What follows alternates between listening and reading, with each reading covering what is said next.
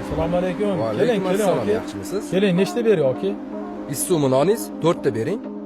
Hozir tandirdan chiqqan aka. Mana issiqqina tandirdan. Eng yaxshilari, tanlanganlari.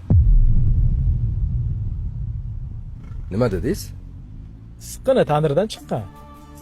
Yo'q, undan keyin. Yaxshilari, tanlanganlari.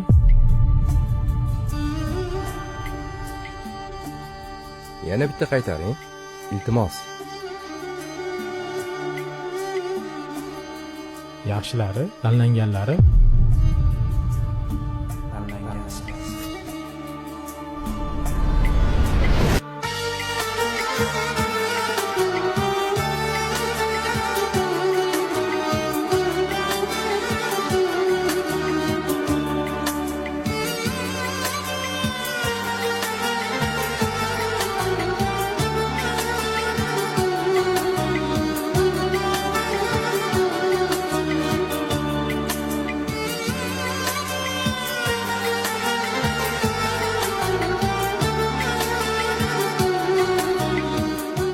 Yaxshi.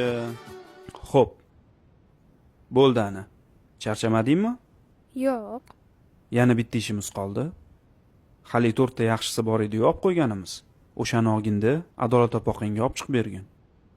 Dada, nimaga biz qorayganni o'zimizga olib yaxshilarini berib yuboramiz? Yaxshilarini o'zimizga olib qo'ysak bo'lmaydimi? Qara. Adolat opoqing bir o'zi yashaydi, to'g'rimi? Ular qarib qolgan. Kimdir qarab turish kerak edi. Xudoyim ularning rizqini biz orqali to'ldirib qo'ygandir. Aynan bizani sababchi qilib tanlagan bo'lsa-chi.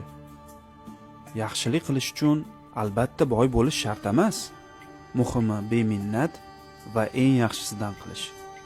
O'shanga har doim kimgadir yaxshilik qilmoqchi bo'lsang, eng yaxshisidan qilgin. Nega? Chunki sen tanlangansan. Xo'pmi? Xo'p.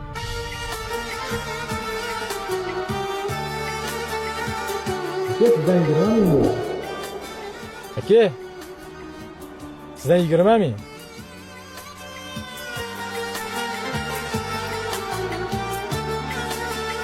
Rahmat aka. Har doim yaxshisidan. Chunki sen tanlangansan.